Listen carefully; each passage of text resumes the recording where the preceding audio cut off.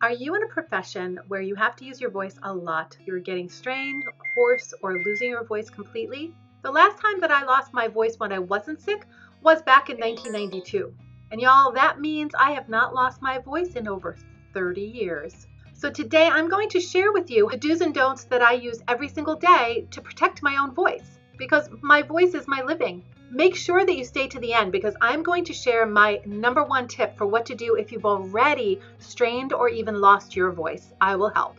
So are you ready to take care of your voice in a way that means you'll never lose it, never strain, and never get hoarse again? Let's go. Hey there, I'm Paula, and I am a certified public speaking coach, professional singer, and speaker. And I am here to help entrepreneurs and business professionals, including teachers, lawyers, doctors, and anyone else who has to use their voice a lot in their career to speak more confidently, powerfully, and profitably. So if you want to learn how to use your voice in a way that you never strain, never get hoarse, and never lose it again, you're going to make sure that you grab my free guide to public speaking, 7 tips to a voice that you love. It is unfortunately so common that professionals just like you and I can strain our voice from overuse, lose it completely even when we're not sick. If you rely on your voice to make money, then every day that you have a hoarse or strained voice, that is all going to dip into your profit center and your career growth. And I would love to know what profession you are in, so please put it in the comments below. I learned this the hard way when I was about a year out of college and I had just completed a bachelor's degree in voice. I had a very limited number of sick days. I had this I can do it and only I can do it attitude. And yeah, I did it all right. I lost my voice and I ended up having to go on complete vocal rest because I developed scar tissue on one vocal cord. And this was just as I was embarking on my master's degree in voice. Since then, I learned the hard way to put my own voice first and foremost. I did not want to be 23 and not have a voice. So I took a lot of courses. I did a lot of reading. I worked with a lot of speech pathologists, speech coaches, otolaryngologists, and ENTs to learn how I can preserve my own voice. And now I get to share that with you. So these are my do's and my don'ts for protecting your voice, keeping it healthy, and making sure that you never strain or lose your voice again. My first do to never losing your voice again is to take care of not only your voice, but your entire body. Your voice is your instrument, and you cannot afford to be playing with it or losing it. But what does that mean exactly? I'm not talking about embarking on a whole different fitness routine than what you've been having so far, but it does mean things like keep yourself hydrated. You should be drinking half your body weight in ounces of water daily, not to exceed 100 ounces of water. For example, if you weigh 150 pounds, you need to be aiming for about 75 ounces of water per day. More if you are in a job that you're sweating or you're working out or you're running or anything like that. Make sure that your diet is full of vegetables and fruits, especially those that have high water contents in them. Also, you need to be making sure that you get enough rest, and I mean like a solid 7 to 9 hours of sleep per night, and that you're doing everything that you need to do to make sure that you can get into a deep REM sleep. There are several different muscles that are involved in creating sounds from our vocal cords.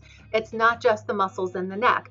So one of the best things that you can do to keep all of those muscles in shape enough to be able to support your voice is to do things like stretching, yoga, walking, things that will help you to tone up the muscles in your legs, in your torso, and in your upper body especially.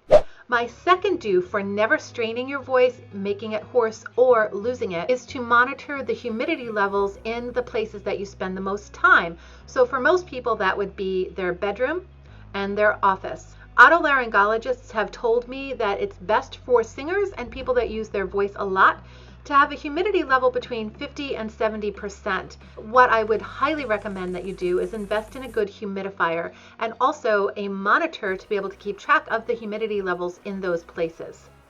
A dry voice is not going to allow the vocal cords to vibrate in the way that makes it easy for your voice to produce sound in a healthy way without creating any kind of vocal injuries or strain or stress. My third do for keeping your voice healthy is to speak like a singer would sing.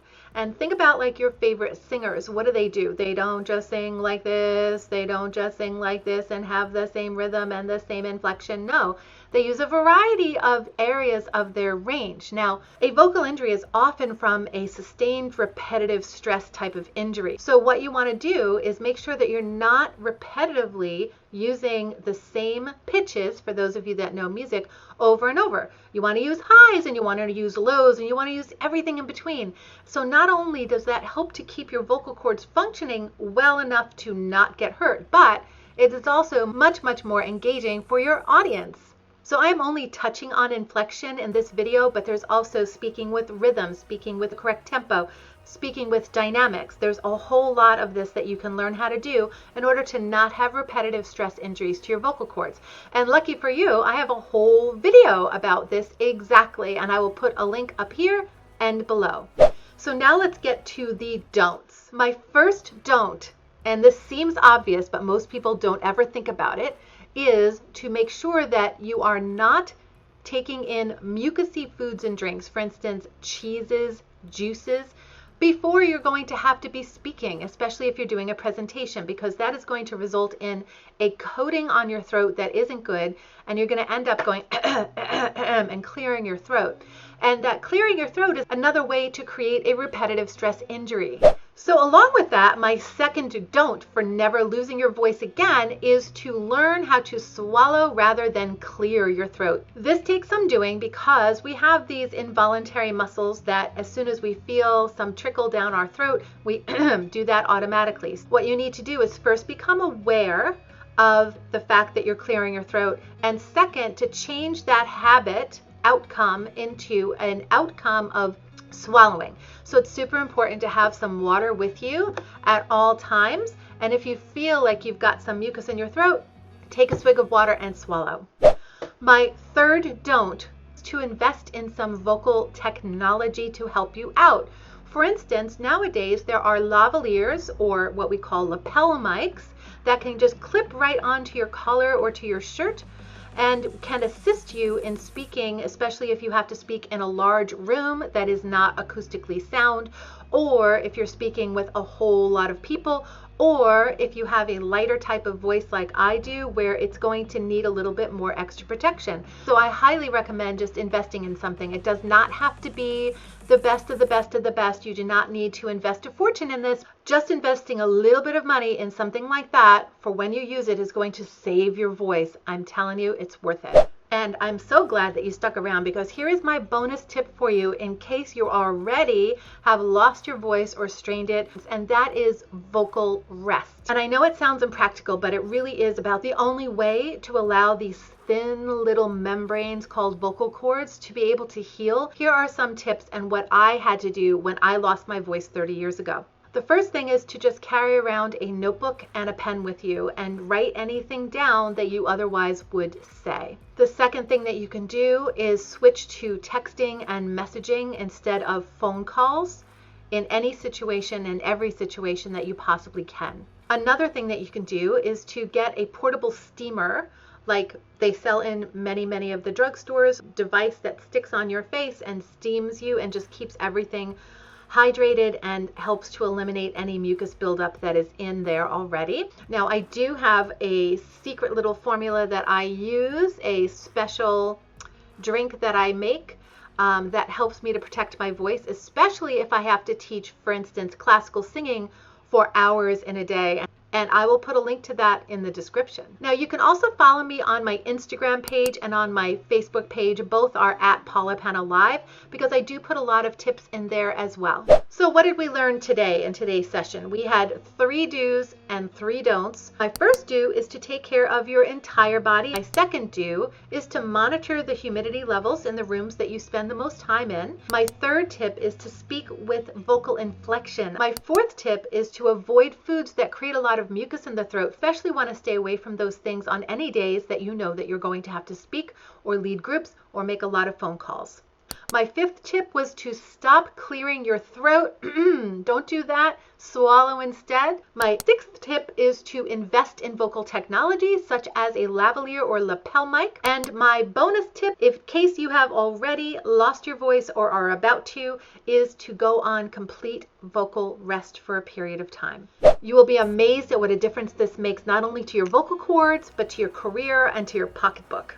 So be sure to subscribe and like this video if you found some value in it, and look out for my next video, which is going to be about my favorite tips for entrepreneurs on how to be a more effective speaker. But while you're waiting for that, check out this other video, the top 5 tips on how to improve your voice today. If this was helpful, please give it a like. Until next time, this is Paula Penna saying, see you later.